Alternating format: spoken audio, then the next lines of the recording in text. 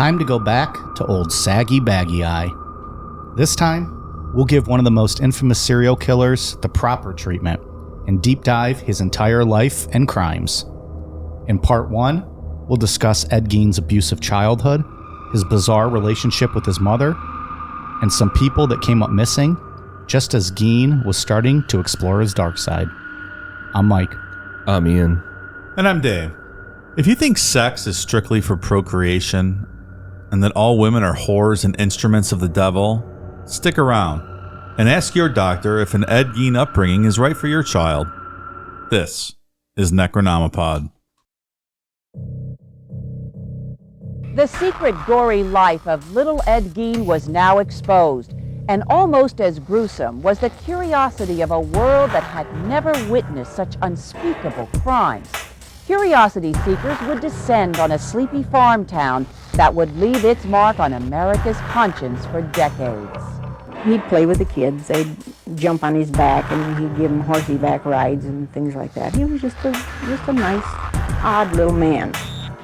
Well, Ed Gein was always a person that everybody liked to pick on. They'd take a bottle of beer and they would open it up and put a little whiskey in it to give him a little more jolt at noon there, unbeknown to him, to kind of get him going. He was the guy that everybody picked on.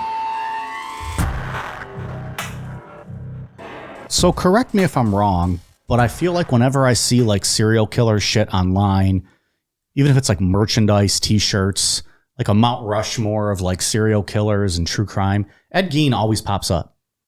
I think that's based on all the movies that are based off of Ed. He's widely regarded as Saggy Baggy Eye. Yeah, I know that, but let's say is the inspiration, I think, for a lot of the modern horror stuff. So I think there are a lot of that comes from like Chainsaw Psycho, Massacre, right? Chainsaw Massacre. Yeah, Psycho with the mom stuff. Definitely with the mom stuff. Like the guy that wrote the novel Psycho lived like 40 miles from Ed Gein. Oh, really? So 100% was based on him.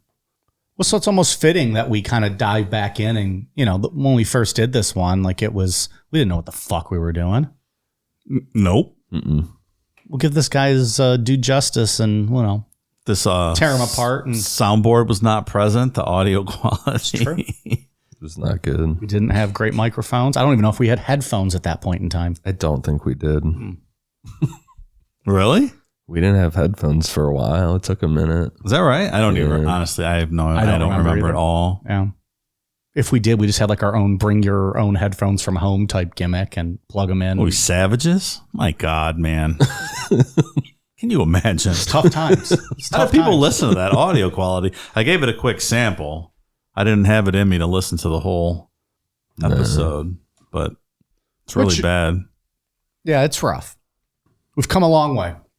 So maybe it's time we do this story again. And Ian, you've been wanting to do this one for a while anyways, right? Yeah, because the first couple episodes, they don't have the original intro or the intro that we've been using. No, they didn't have anything. With the music and stuff. And, Just all of it, yeah. yeah. Like, hey guys, this is a podcast. I guess something like that, right? So we got this microphone and a computer. We're gonna talk for a little bit about stuff. And people are like, yeah, this is a good show. I think the only one to redo is Betty and Barney Hill. That's the only other one that doesn't have an intro. Yeah, you're probably right. Everything else has an intro. We did an Art Bell one too, right? One of those first 3. Yeah, it doesn't have an intro, but what are you gonna? There's nothing to redo about that. Right. Yeah, like I don't think I can do the Blumpkin remote viewing again. Yeah. Because they got divorced. They're not together anymore. Well, so now I don't know where to remote it's a sad into. Blumpkin. Yeah. It's a Blumpkin that'll never happen again. Like the maid's doing the Blumpkin on Sudeikis at his house right now. I'm sure he's got somebody else. Come on. He's a fine looking individual. We also, we've been getting a lot of requests recently on the socials for topics. Just a reminder, if you would like to request a topic, email us at inquiries@necronomipod.com. That is our one-stop shop for all of the requests that we receive. We receive a lot of them. So if you send them on the socials, there's a good chance they're going to get lost in the shuffle or in the mix of all of our notifications. Inquiries@necronomipod.com if you have a topic request. That being said, we have a long list of topics we want to cover. So it doesn't necessarily mean we're going to get to it right away, but you never know. Something might pop up and we're like, fuck yeah, that sounds awesome. I think we have a list, 5 years long of subjects to cover at least. Keeps At growing. least. And growing. So shoot us the email. That would be the best way to get your topic noticed. All email submissions do get on the list. There you go. Very diligently updating that list. Boom. Good job, Declan. So, all right, let's jump in. 2 parts, Ed Gein. Yeah, part 1, the outline's as long as the whole last episode, or the original episode. See? Stick around, folks. Ed Gein was born on August 27th, 1906, to George and Augusta Gein in La Crosse, Wisconsin. There isn't a lot of information available regarding Ed's father, George, mainly due to poor record keeping. What we do know is that in 1879, when George was 3 years old, his family was living in Coon Valley, Wisconsin on a farm. One afternoon, George's mother, father, and his older sister got into their wagon to head into town, but they never made it back. There was a sudden storm that day and a flash flood resulting in the Mississippi River sweeping away their wagon. At that point, George went to live with his grandparents, and that's pretty much all we know about his early life. That's a tough start to life there. Yeah. Your whole family getting swept away in a flash flood. Also, Ed would have been 116 this year. If only he could have lived. He had so much more to give. Or take. Yeah. It's a shame he died so young. Am I right? How old's the oldest person? Has anybody lived that long? Yeah, They so. get to the 120s, I think. It's usually right? Japanese women, right? Is it? I think so. It's no one in America. Maybe fucking fish Not over fillets. here. Fish fillets every day. It's not us. They eat healthy. Was it filet o fish? Excuse me. Sorry. What'd you say? Fish fillet? Fish fillets. Sorry. I don't order those often. Like a large portion of Americans die from heart disease. My doctor told me they don't have heart disease in Japan. It's virtually unheard of because of their diet. I'm not sure if that's 100% true, but I'm sure somebody over pretty there has heart amazing. disease, but yeah. Not but like for the us. most part, it's not at all. You mean they don't have supersized French fries over there to go with your triple Big Mac and cheese? Triple Big Mac. They still sell those? I don't know. I don't think I've ever had one of those. I don't even know what that would mean. Does that mean 3 patties on each side? Or like a double, a bun, a double, a bun, a double? I don't know. I just blew my mind. I'm going to call McDonald's as soon as we get home. Hey, Ronnie, got an idea. Hear me out. 2 more patties and another bun. They're doing adult Happy Meals. They're probably open to know. your suggestions. They're all sold out. But because it's all about the fucking Really? toy, right? Like it's whatever the toy they're selling. Yeah, they're all sold out. I tried to get one the other day. What is, because it's really just a Big Mac combo meal or a 10-piece combo meal. Yeah. Either way, I would need 2 of them. And then also, They're like $12. Yeah, You're because buying of the the fucking toy. toy. That's so stupid. What are you talking about?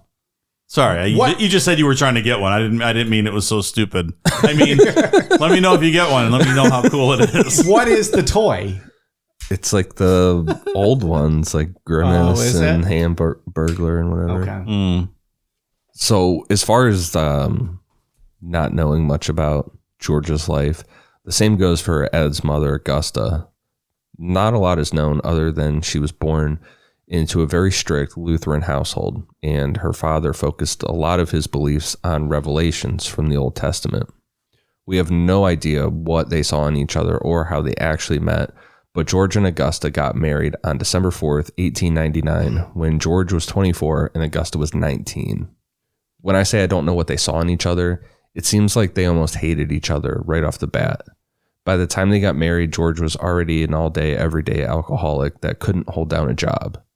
The only idea that I saw put forward was from author Harold Schechter, who said that because of George's build and demeanor at the time of their marriage, Augusta might have thought that they could produce hardworking kids together. Well, and I'm also guessing divorce is a terrible sin. So even if she made a mistake, Yeah, that's not happening. she's not going to get divorced. George did some blacksmith work for a time and things like that. So, he was a pretty strong guy. And that idea also holds some weight because Augusta was a firm believer that sex should never be enjoyable. The only purpose of sex is to reproduce, and that's it. You don't just have sex for no reason. I can confirm that 100%. It's not enjoyable. No woman I've ever been with has ever enjoyed sex. So I get that. You get that? Yeah, that's true. So I'm guessing blowjobs and anal were probably out of the question. They weren't on Augusta's menu. Probably not. No ass to mouth going on in LaCrosse, Wisconsin. There was no a la carte going on when sexy time was happening. You know that Undertaker thing you were talking about last week, like staring I at forgot people. about that. Augusta probably does that or I'm did that. I'm going to do that 100%. My favorite was the sitting up, Yeah. like right into them and just staring them in the eyes. Just fucking riding you. Well, picture you're plowing Augusta and she's just staring at you sternly with those beady eyes of hers. It's just like, I don't enjoy this. Just put a baby in me. Finish, George! What's taking so long? You just shriveled me with that. That would be the most emasculating. How could you perform under those circumstances? Exactly. And Augusta was a very domineering woman. You don't say. She was very, very broad shoulders, and she was a very strong woman. So Like she could whoop his ass. she could probably fuck George up, I would guess. Oh, well, now he's back. Now I'm listening. That's all right. You can fuck me up in bed. Just don't tell me I need to come right now and, make me nervous. Maybe she would have got into some pegging if she had been born at a different time. I feel like this woman probably wouldn't, though. What's the point of that? She can't get pregnant from it. I'm saying with a little less Bible, a little more free-spirited. Maybe peg Should him have a little more and fun. milk him into a cup and then dump that into you. Then it's procreation-based. It's Absolutely. procreation. Yeah. And then you avoid the whole nastiness of doing a sex from her I standpoint. think Not you're mine. onto something. Follow Mike for more biblical loopholes. Here we go. 2 years after they got married, George and Augusta had their first son, Henry Gein, in 1901. After Henry was born, George's alcoholism continued to get worse and was headed towards George just not contributing to the family at all. As things got more heated, George and Augusta would get into slapping fights that ended in Augusta throwing herself to the ground and praying out loud for George to die. This was almost a daily occurrence, and by the time Ed Gein was born, Henry had been dealing with this shit for the first 5 years of his life. It sounds like a great place to grow up. Lovely. Why don't you die already? And come quick and die. The way it's described is like, it makes you think of that speaking in tongues, like out of control praying. Yeah. But doing that for George to die, like God, please make him die. Fucking for pleasure, not okay. Asking God to kill your husband, perfectly fine. Well, if you're praying, it's okay. You can ask for whatever you want in prayer, right? God doesn't have to answer, right? Sure. The only reason that Augusta agreed to have a second child with George was because she wanted a daughter, one that she could raise to be a pure child in God's eyes. Augusta would pray nightly for a girl, so when Ed was born on August 27th, 1906, she was extremely disappointed. George probably had to suggest having a kid just so he could get laid, right? Look, if George was so drunk, could he even really get it up? Like, is he even, his whiskey dick 24/7? Well, You think he had to like sober up for you're a couple hours? inferring that might not be true. He probably had to sober up for a couple hours just to be able to get it up. Just saying. He's as much as an alcoholic as I've read. Do you have firsthand knowledge of So- penile alcoholic issues? In a word, yes. After Augusta prayed on her disappointment, she came to the conclusion that she could still raise a pure child in Ed, that Ed was not going to be like other men. And she had no idea how right she was.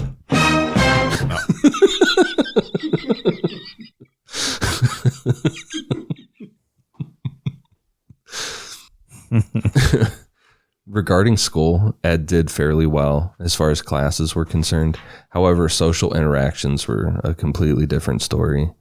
Augusta did everything she could to keep Henry and Ed cut off from the world. There were a few times that Ed would come close to making a friend at school, but when he would come home to tell Augusta about it, she would just berate him until he would just, start crying uncontrollably and run to his room. And it wasn't hard to make Ed cry. He was a pretty sensitive kid. and he would cry uncontrollably anytime kids at school teased him, and kids were not very nice to Ed. Ed was very soft-spoken and had very feminine mannerisms, which resulted in boys picking on him. When it comes to this, Ed's really in a tough spot. He himself said a lot of times he wondered what it would be like to be a girl or a woman, which we'll see next week. And I mean, people have listened to this episode before. Everybody knows who Ed Gein is. This manifests into his future crimes, with the skinning. Oh, yeah. The woman's suit, the woman's masks made out of skin. But based on what Ed said, you get the impression that he felt like he was a girl stuck in a boy's body, which isn't easy in 2022 and definitely wasn't easy in 1913. Ed also had extra skin over his left eye, which made his eyelid droop a bit, and kids would call him saggy baggy eye, which also made Ed cry. Ed's probably crying in heaven right now. Mike may use that term in his opening segue there. I did. It's what he was called. I wasn't telling a fib. Look, when your mom is praying for a girl and is disappointed when you're born a boy and kind of is domineering and treats you like this, it's going to be a problem. So, of course, you're going to have feelings like that, right? Yeah, a lot of this first episode does not make you feel animosity towards Ed Gein, right? Like, well, no, much of what we're covering is just a shitty childhood.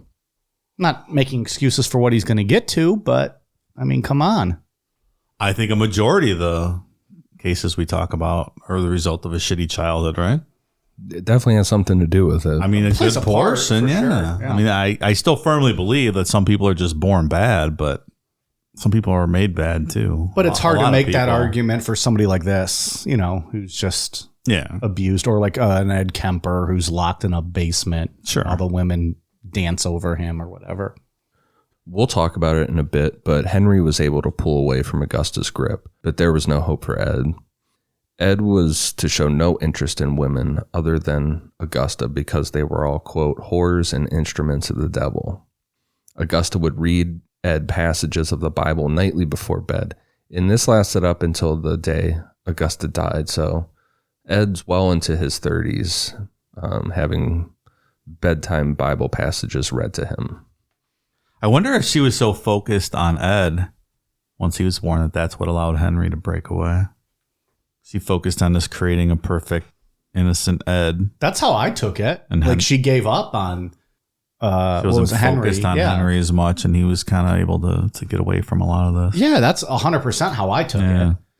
This was her daughter, the one she wanted. So this one's going to be mine. Yeah, I mean, that's what all the accounts from people say, that Ed was going to be raised different. He was not going to be like every other man, not this guy looking to have sex with every woman and just this vile piece of shit. He's going to be pure. And College Mike could have used an Augusta, maybe. Probably not. I was doing just fine. One of Augusta's favorites to read Ed before bed was from Proverbs. The lips of a strange woman drop honey, and her mouth is smoother than oil. But her latter end is bitter as wormwood, sharp as a two-edged sword. You talking about eating ass there? I think bitter as wormwood? Her latter end. Just like some copper pennies? Now therefore, my sons, hearken unto me, and depart not from the words of my mouth. Remove thy way far from her, and come not nigh the door of her house. For why shouldest thou, my son, be ravished with a strange woman, and embrace the bosom of a stranger? Why indeed, College Mike? Why indeed? Continue. What, my son, and what, O son of my womb, and what, O son of my vows, given unto thy strength and unto women, nor thy ways to that which destroyeth kings. I hate the way the Bible is read. That's a great Bible quote. I'm going to read that tonight when I go to bed. So much. I want to get a drink. Wormwood, that's what they make absinthe out of. Yeah. Wormwood. maybe if more buttholes taste like absinthe, I'd know more often. Maybe you would. Maybe I wouldn't also. I don't know. We don't know what Saturday's going to take me to. Sometimes it's open butt night at Mike's house. As far as the workload in the Gein house was concerned, George and Augusta ran a grocery store starting in 1909. Within 2 years, George had started to drink through their alcohol inventory, and in 1911, the store was transferred into Augusta's name. By 1913, Augusta was the head of the household, and George just drank all day and did nothing. Augusta always wanted to own a farm, so as soon as 1913 rolled around, she sold the grocery store and bought a farm where Ed lived until the day he was arrested. Augusta made sure to buy a farm that was far away from town to further isolate the family, mainly Ed, from the outside world. The only time Ed ever got to leave the farm was to go out on shopping trips for things needed that the farm couldn't produce. Ed was always accompanied by his brother Henry, and the rule was to go to the store and come right back home. A virtual prisoner. Yeah, and I mean, it's not really an exaggeration. Up until the day Augusta died, you know, this was his life, just completely sheltered. His only relationship was with her. I think I quote it later in the outline. I don't remember if I do, but Harold Schechter said, Ed lost his one and only friend. You know, the quote something along those lines, the day that she died. I'm sure that's exactly right. You know, speaking of this farm, I remember reading one time that there was an account where he walked in and they had a pig strung up, I think getting ready for slaughter in a farm, and Ed was allegedly aroused by this. Oh, really? You ever read that? I forget where I saw that. So if there's ever any hints of bestiality or anything like that. Well, Dave, in all fairness, have you ever been to a pig roast? I'd be aroused too if I knew that was what was coming. I mean, come on. It is pretty tasty. So that life went on until April 1st, 1940, when George Gein died. So 27 years of that life we just discussed. I mean, that's all Ed knows is Augusta. Just horrible. Sounds awful. Yeah. No friends, nothing but the Bible, and your goofy mom telling you not to fuck. Thumbs down on Augusta. 2 thumbs down. Not the best parenting of a child. So at this point, George Gein needed full care from his sons because he was so sick from alcoholism that he couldn't get out of bed. And George was just seen as a burden. Augusta never stopped praying for his death in front of Henry and Ed, which now they're adults and they're kind of joining in on it. It's like all 3 of them praying. Die, George, die. Die, George, die. Like, I'm surprised someone just didn't fucking kill him and be done with it. Is it uncomfortable, like laying there on your deathbed and everyone in your house is chanting for you to die? It doesn't seem like a great way to go. I like to think they're like tailgating it, like it's like a sporting event, and they're like grilling burgers and hot dogs, drinking. He's got like 3 hours left, Tom. Hey guys, motherfucker's dying. Woo! Tonight's the night, yeah. I'm so glad we're redone this episode. We're making it so much better. Coincidentally, when George died, it brought along hard times. He didn't contribute to the family, but at the same time that he died, the farm started failing. To make ends meet, Henry and Ed started taking odd jobs around town. The job Ed enjoyed the most was babysitting because he connected with kids, which makes sense. His only experience outside of Augusta was grade school, and that's where it stopped for Ed. I think it was like in 8th grade. And he was done, huh? Yeah, that was it for Ed.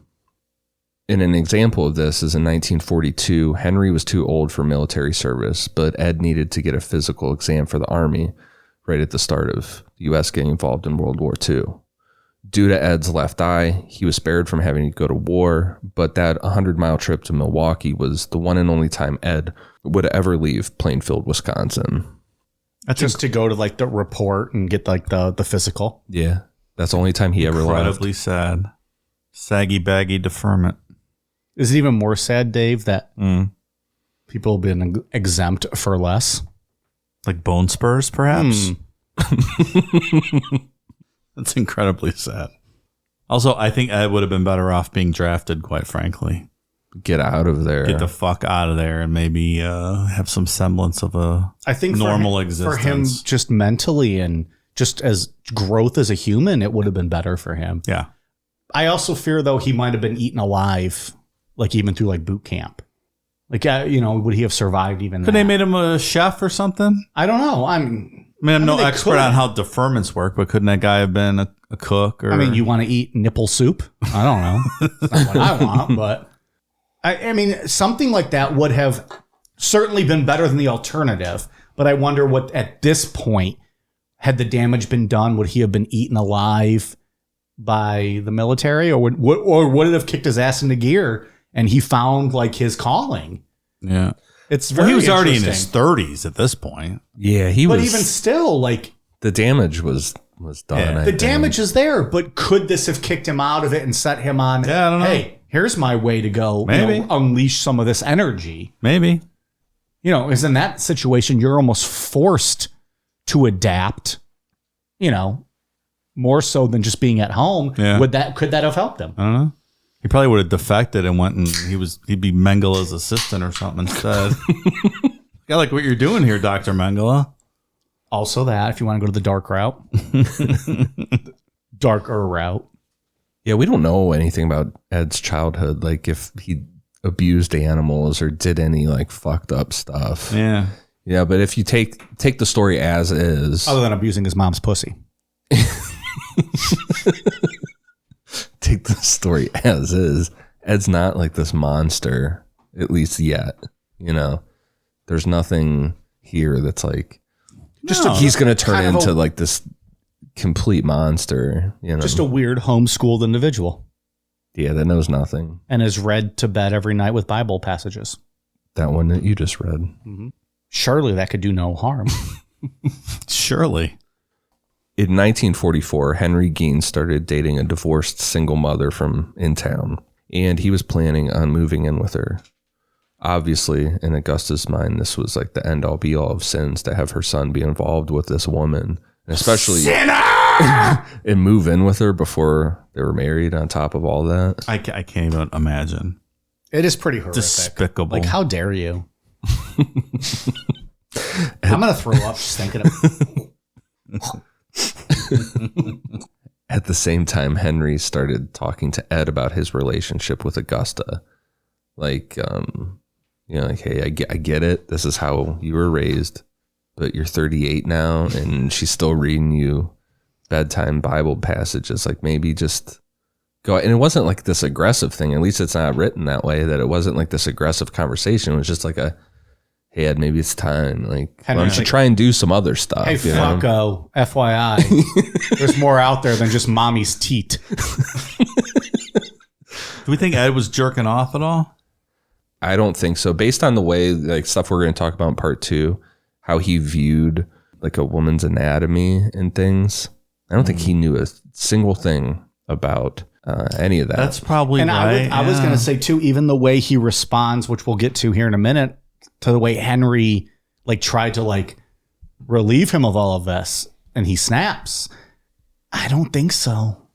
Nocturnal emissions, Mom. pal. Nocturnal emissions. Yeah, what happens then? You're like, oh, what's this all about? Oh, Mommy, I spilled my tea. At least that's what I went with. Up until last week. Spilled my tea. Up until last week. It's a chai latte. Yeah, I was going to say, what kind of tea Very is familiar. It's very similar. Mike, are you playing with your crumpet again? This is Mrs. Hildebrand checking on you. Naughty little boy. It's just tea. Don't worry about it. Now a word from our sponsor, BetterHelp. You ever have one of those days where you couldn't wait to get to sleep at night, but as soon as you put your head down, all your problems come racing back into your mind, keeping you up, tossing and turning all night? Yeah, it happens to a lot of us.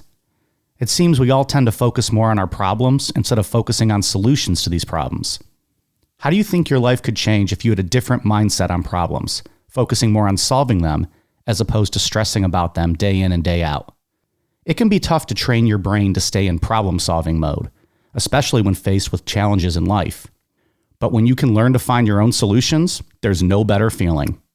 Working with a therapist can help you become a better problem solver, making it easier to accomplish your goals, no matter how big or small they are. Your mental health should be taken seriously. Nothing can cripple your day or stunt your motivation more than feeling depressed, anxious, or sad. We all have a lot of problems to deal with in our daily lives, be it the struggles of work, raising a family, or even paying bills. Focusing more on problem solving can help improve your mental health. And for that, BetterHelp is here for us. If you've been on the fence about trying therapy, BetterHelp is a great option for you. It's convenient, affordable, and entirely online. After filling out just a brief survey, you'll get matched with a therapist, and you'll be able to switch therapists anytime you want. When you want to be a better problem solver, therapy can get you there. Visit betterhelp.com/necro today to get 10% off your first month. Again, that's betterhelp.com/necro. And thanks to BetterHelp for sponsoring today's podcast. So it broke Ed's heart to hear Henry question their mother. And on May 16th, 1944, a brush fire started in a marshy area on the Gein property. Do you know how many acres this farm was? No. Sounds pretty I'm not big. Sure. Yeah, I think it's big. Mm. This fire got out of hand. Some accounts say that the fire was an accident, while Ed said that he and Henry started the fire on purpose, that they needed to clear the marsh out. And Ed later on says that he didn't even want to do this, set this fire at all. That Henry just kept bothering him about it, saying, we got to do it, we got to do it. And Ed's like, no, this is a bad idea. Ed got the fire under control, but couldn't find Henry. So he contacted Sheriff Frank Engel, and a search party was organized to look for Henry. However, they didn't really even need a search party, because even though Ed said that he couldn't find Henry, he led Sheriff Engel straight to Henry's body. When this weird detail was brought up to Ed, he replied to the sheriff, quote, "Funny how that works." Oh, that's funny how that works. It's right there. I had nothing to do with it. Oh. No one suspected Ed of being capable of murdering his own brother. And on May 18th, the local newspaper reported, quote, "It was determined by a medical authority present that the death was due to asphyxiation. After an investigation by the coroner, it was decided that an inquest was not necessary, as foul play did not enter into the death of Mr. Gein." Well, like smoke inhalation asphyxiation or ligature around your neck asphyxiation. That's a pretty broad term. Listen, pal, you're asking questions that shouldn't be asked right now. Did you not listen to Boys on the Tracks? You don't question these things. Okay. Sorry. Sorry, Mike. And Ed is seen as like a weird guy, but a harmless. Very harmless. Yeah. Like no one could ever imagine that Ed would hurt anybody. I also read I forget where I saw this report from Mr. Schechter that said there were reports that Henry had bruises on his head as well. Yes, he did write that in the book. Yeah, so maybe that's from the book then. Which Deviant? That is a good book. I didn't read it the first time when we did this episode, but I read it for this one. It's really good. It's called what? Deviant? Mm-hmm. And asphyxiation just means you can't like breathe, right? No air gets to you. That's different than ass fixation. Like I have Megan Thee Stallion ass fixation, but it doesn't kill me. But I would still get die oxygen. from asphyxiation. If a girl wanted to smother me to death with her ass. Like that'd be a good asphyxiation way to go. Megan Thee Stallion's ass on my face. It's not the worst way to Asphyxiation die. resulting in asphyxiation. We would do an episode on it if that happened to you, Dave. You would? I would do an episode All on right. that, yeah. I appreciate that. Yeah. As she twerked on his face, breaking his orbital bones. His penis seemed to not mind as it remained firmly erect. But I'm having a little trouble, like an open air marsh fire on your property, how that results in asphyxiation death. And Seems how tough. Ed was able to get that under control himself. Yeah, seems unlikely. That's all. Perhaps they wanted an open and closed case. Perhaps they did. And I think, I don't know, maybe, that whole Ed being lovable thing maybe played a big role in that, Like, it sounds weird, like, it doesn't really make sense, but What else could it be? we're going to believe Ed. Ed's not going to lie to us about it. Like, are these country doctors, country coroners, the local sheriff, not much capacity for investigatory type stuff. So The way that what it looks like is what it is. Send me and I'll do an investigatory. The way that Harold Schechter wrote the book and how he started to describe these areas of Wisconsin, at least for back then, was that you could drive through town in probably about a minute. You know, it's one main road with a couple buildings, a bar, a post office, maybe a little grocery store, and that's about it. So, yeah, we're talking a couple hundred people, if that. It seems right then. Let's send Mike out there. He volunteered to do an investigatory. Let's do it. I'll roam around. You know, I've roamed around cemeteries for 90 minutes plus. What's a drive out to Wisconsin? Maybe you can exhume Augusta and see how she's doing. I'll do it. Okay. I believe her gravestone just says mother. Does it really? Mother. Really? It's not Norman Bates psycho-like at all, right? Mother. Well, all right. I'll do sorry, I'm skipping ahead here. Augusta's still alive. Yeah, still. Let's get back to our regularly scheduled programming. But even still, now that you said that about like that, her thing just said mother like that. She wanted Ed to be a pure kid and like, you know, not like other men. But she was pretty fucking abusive to him. Like she would land into him. Like we talked about with the like him making a friend, and she like shut that down real quick. There were stories of her, like he would lose a penny or something like on like to go to the store. He would lose some of the change and he would just get his fucking head ripped off over like only a mother could love you type thing, and like really put him down. So it wasn't like if Ed, you know, it was all fun for Ed. They had this, it wasn't really a loving it was not loving. Yeah. That sounds awful. Well, it fucking ruined his whole life. Let's be honest. Yeah. So shortly after Henry's death, Augusta had a stroke and the roles reversed. Ed was taking care of Augusta and reading her the Bible every night before bed. You're still not allowed to have any pussy, Ed, even though I'm in bed and I can't stop you. No pussy for Ed. You're a pure boy. He doesn't get the pussy. Pussy's evil. It started teetering on little Nicky at the end there. Release the evil. I was like, what's he talking about? Things eventually started to get back to normal until Augusta died of a second stroke on December 29th, 1945. According to Ed, he and Augusta went to buy straw from a man who lived nearby. When they pulled up to his house, the man was outside beating a dog to death, and a woman was outside screaming at this guy to stop. According to Ed, this caused Augusta's second stroke, but it wasn't like the trauma of watching this dog get beaten to death. It was the fact that the man and woman were not married, but they were living in the same house. Dude, I wonder if she said that as she was dying. She was like, oh, it's not the dog. It's them. Living in the same house. Oh! I'm not buying straw from these sinners, Ed. Take me home. See, I had interpreted as she had recovered a little bit. But still, I think it works both ways. I wonder, so do we know this? Is this confirmed? Not the dog being bludgeoned to death. I mean, it's confirmed that she died on December 29th from a stroke. Yeah, I get that. Yeah, nothing about this story.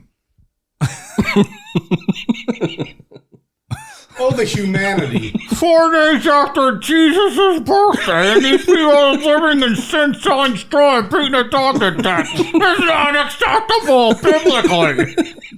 And dead. Gone. I'm going home to Jesus. Fuck Plainfield.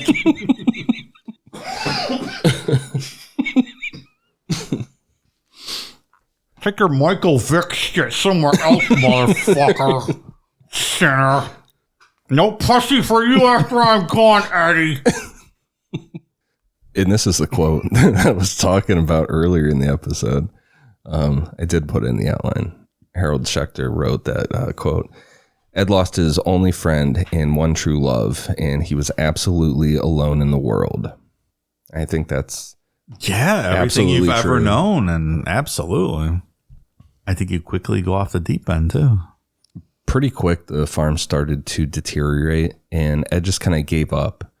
He boarded up Augusta's room and never touched it again. It was just completely preserved how it was when she died.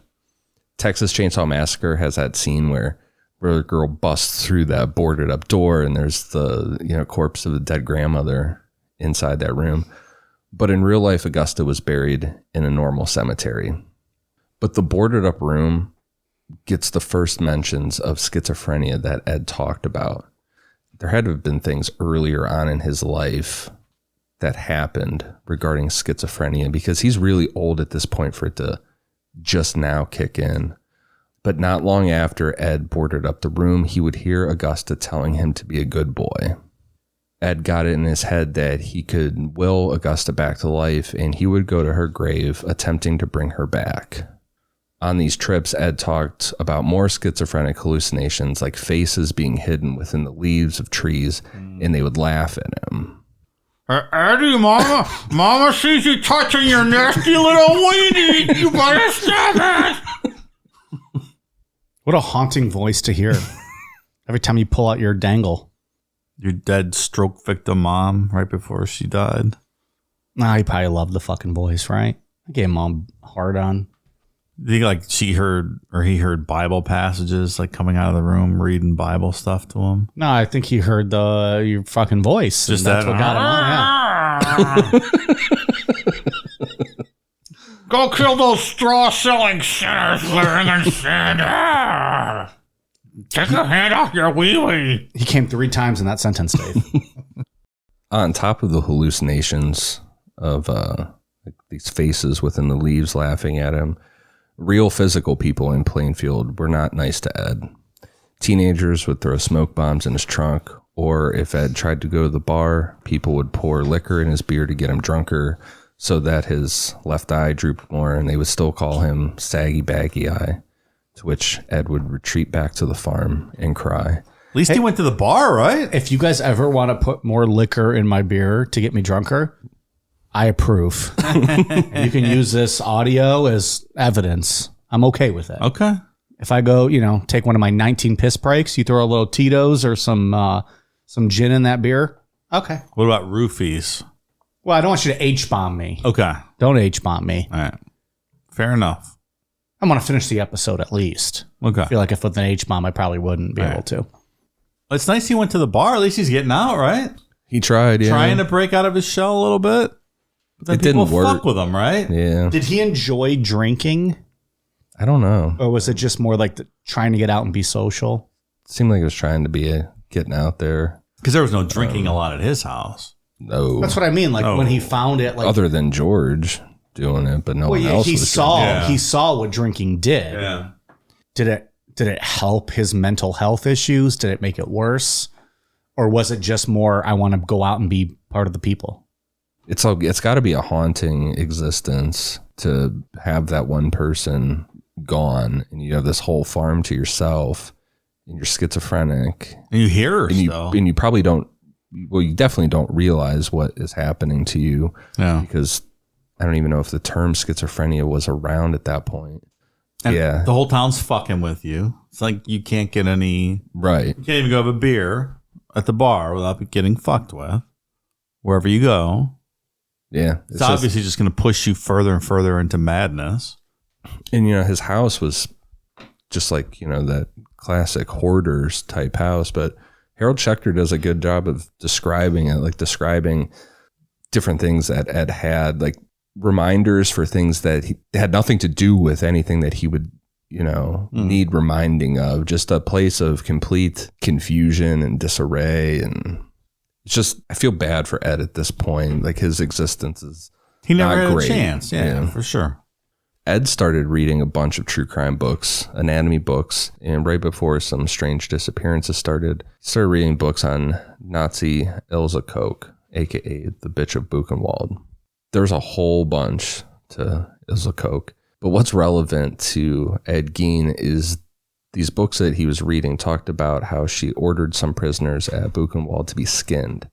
From their skin, she made things like skin-bound books and lampshades. She specifically liked tattooed skin. There's a whole lot to that woman. Her and her husband, they oversaw a bunch of... He was the commandant of the camp, yeah. And she just kind of did her thing on the side. Because who's going to go against the wife of the commandant? Yeah, and she just sounded like a sadistic person that just awful. really loved doing that kind of stuff. Regarding those mysterious disappearances starting in the late 40s, on May 1st, 1947, 8-year-old Georgia Reckelter was dropped off in an alleyway behind her house. She got the mail, which the person who dropped her off saw her do, and then she was never seen again. Witnesses say they saw a 49 Ford sedan driving away from the scene, and Ed drove a 49 sedan. On October 24th, 1953, 15-year-old Evelyn Nearly was babysitting, and it was her habit to call home and let her parents know that everything was going okay. That evening, she didn't call, so her father went to check on her. The door of the house was locked, and when he looked in the window, he saw Evelyn's shoes and glasses on the floor. The police investigation produced an open window in the basement with bloody shoe prints nearby. However, Evelyn or her body were never found. But John Ramsey's fingerprints were. That broken window. What about the kid she was babysitting? I don't know. Good question. Was the kid just laying there sleeping, or? I don't know. Ask John Ramsey. It didn't say every window was broken, Mike. Just one window. That's all he that needs. wasn't John each Ramsey's time. trademark. It wasn't he his broke house. every window in the house. It wasn't his house. He broke every window each time he returned home. When he went to a new house, you break one window, you get in. Then on December 8th, 1954, local bar owner Mary Hogan disappeared. Mary was a 200-pound, broad-shouldered woman who strongly resembled Augusta Gein, but that was the end of their similarities.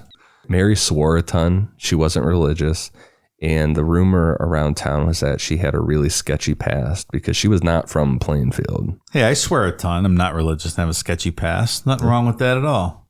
On December 8th, Seymour Lester walked into the bar to grab a drink and found it was completely empty, aside from a pool of blood on the floor behind the bar. From that pool of blood, there was a trail leading out the door to the parking lot. The sheriff responded to the scene, but the only other physical evidence that was found was a .38 caliber bullet shell.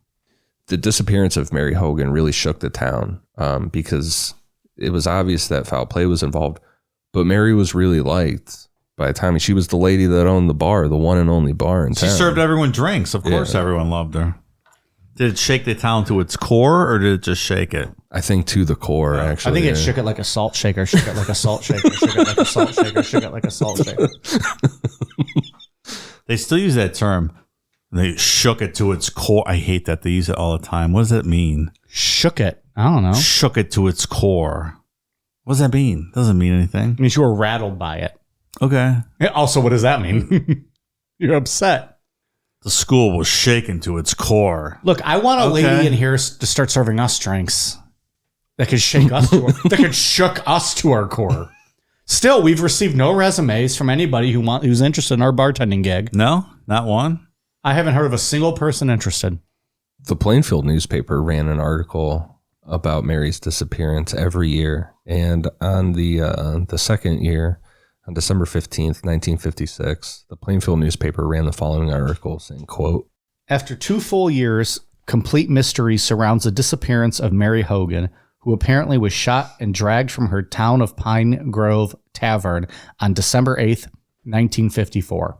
Nothing, absolutely nothing has come to light, and the questions concerning the whereabouts of Mary Hogan's body are as unknown today as they were on that bleak December day when a neighbor stepped into the tavern to find a strangely silent building and a blood splotched on the floor. Following the disappearance of Mary Hogan, a series of crimes took place in the Almond area some miles to the east, but along the same highway. Other crimes were committed at Wild Rose and at Plainfield. Some of these crimes were partly solved by the confessions of a town of Almond man, but insofar the Mary Hogan case is concerned, it is still a complete and deep, dark mystery. Speculation is still rife about what happened to her, and people still talk about Mary Hogan. Was it something out of her past that caught up with her? Or was it just some plain local hoodlums who perpetrated the crime? Was the body of Mary Hogan taken away and cremated somewhere, as some people surmise? Or does the body of Mary Hogan lie rotting in some lonely town of Pine Grove or a nearby grave? The authorities don't know. No one knows, that is, except for the murderers themselves. When questioned, the Almond man said, quote, sometimes you feel like a nut, sometimes you don't. End quote. After Mary's disappearance, people in town recounted Ed making odd jokes about her. A local farmer named Elmo that hired Ed to do jobs would tease Ed and say, you know, Ed, if you spent more time courting Mary, she would be at home cooking for you instead of missing, which is a weird joke to begin with. But Ed would reply, she's not missing. She's down at the house right now.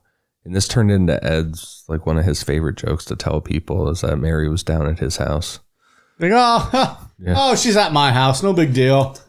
Spoiler alert, this is one of his confirmed victims. Spoiler alert, she's at his house. Mm-hmm. You go and learn today.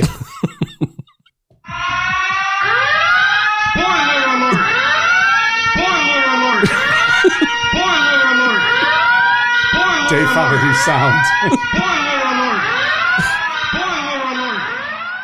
I just want to indicate when there's a spoiler alert. You should let us know we play that ahead of time next time. Instead of us just fucking gabbing about it. What's funnier afterwards? Throughout all these disappearances, urban legends started to grow around Ed's farm. If kids had to walk past his property at night, they would run past Ed's farm as fast as they could. There were stories of a ghost of an old woman that haunted Ed's property. Young kids and teenagers said on certain nights that the ghost of this woman would be out dancing in the front yard of Ed's farmhouse. She would be banging on a drum and yelling into the night. And that's where we'll pick up on part 2. Because, spoiler alert, that's not a ghost. That's Ed wearing someone else's skin. And that's fucking terrifying. What now knowing that it's real, and he's fucking just out there like,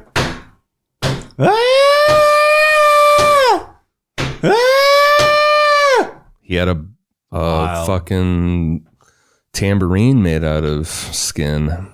He was out there beating it into the night. I'm not against beating it into the night. Yeah. Who hasn't went outdoors for, an au naturel beat off? I don't know about that, but I'm just saying. Sounds like you could go to jail for doing something like that. On my own property. If you walk by, that's your own fault. Yeah. Avert your eyes, pervert. Don't be looking at me jerking off It's not my fucking problem. front porch. That's a you problem. That's not a me problem. Sorry. Saw the new Britney Spears photos. I don't give a fuck if the bus stop for your 2-year-olds across the street. That's a you problem. Fucking 2-year-olds getting on a bus. Jesus. It is interesting when it becomes a haunted house in town with a story before anything's even known and the person's still living there, isn't it?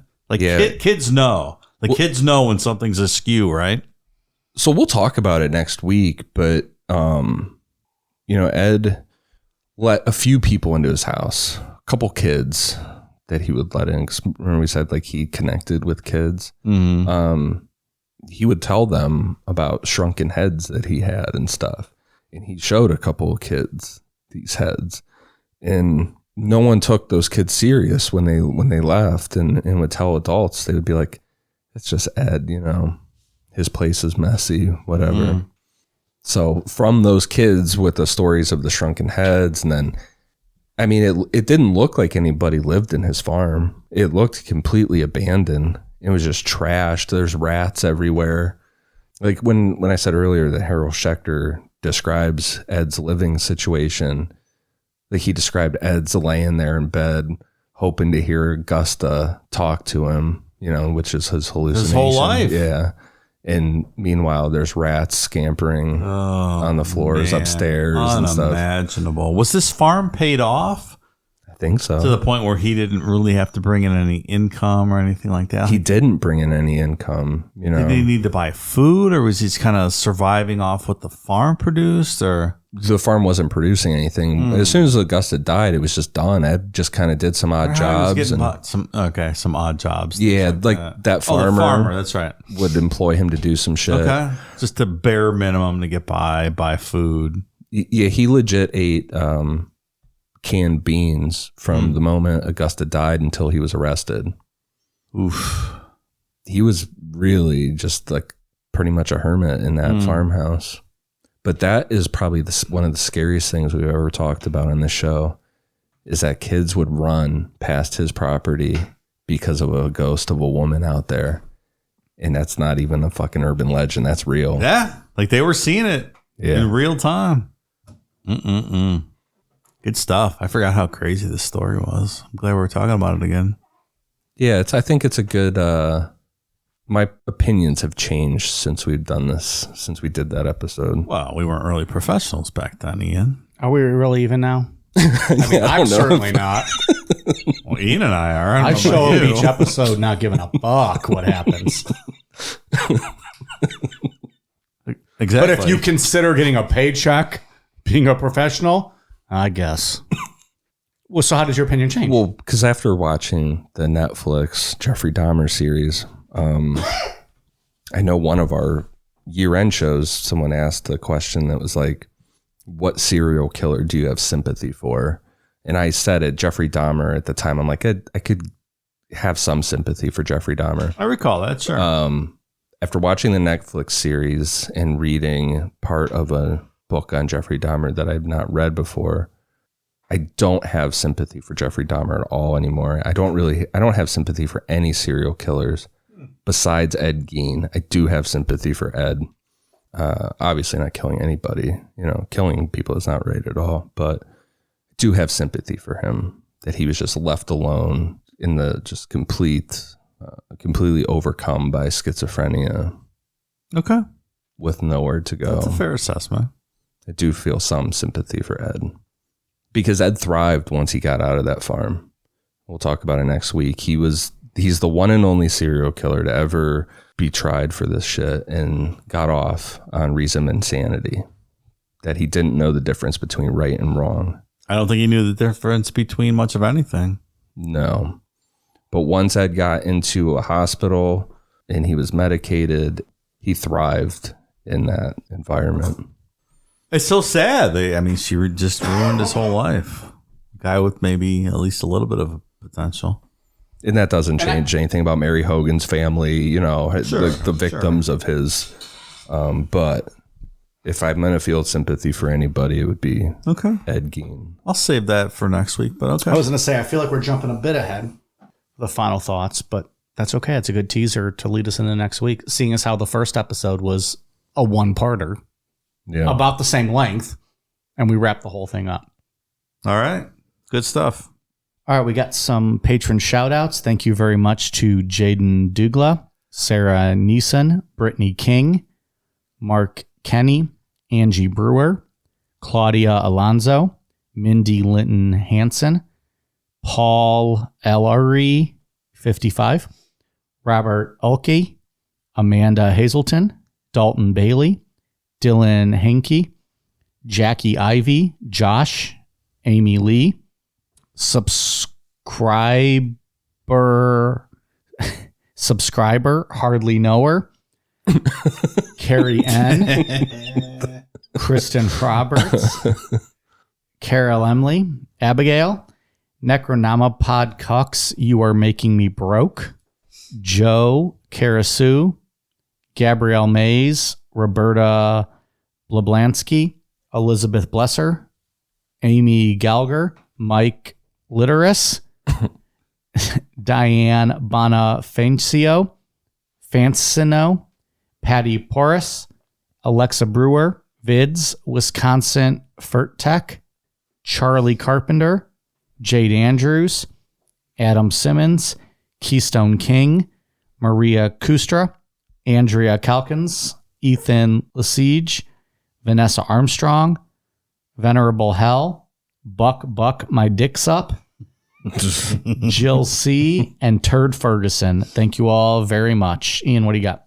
For iTunes, I have one for Bigelow, The Beer Wizard, Co-Cannon, Little Party Kid, Biana 0479, Megan Linder, Carly F, and Tiffy Olivia 2012. Thank you guys for the awesome reviews. Dave, what do you got? On the foreign iTunes reviews, I have Mrs. Gabbett from Great Britain, Close Your Blinds Australia, who I believe we've heard from before from Australia, obviously. And Matabui from Canada. Thank you so much for the great reviews. On the military shout-outs, we have Nate Bohatch, Air Force veteran. And I also have a make good from last week. We had a shout-out for Ian Flores. They also requested a pterodactyl mic shout-out that I neglected to play, so... That's for you, Ian. Thank you for your service, guys. Yeah, thank you. All right, we are on Twitter, Facebook, Instagram, YouTube at Necronomipod. Amazon.com, search Necronomipod for all of our merch. Necronomipod.com is the website, and Patreon.com. Search Necronomipod if you are interested in all of our bonus content. Thanks. All right, you guys ready for a cool down beer? Cheers.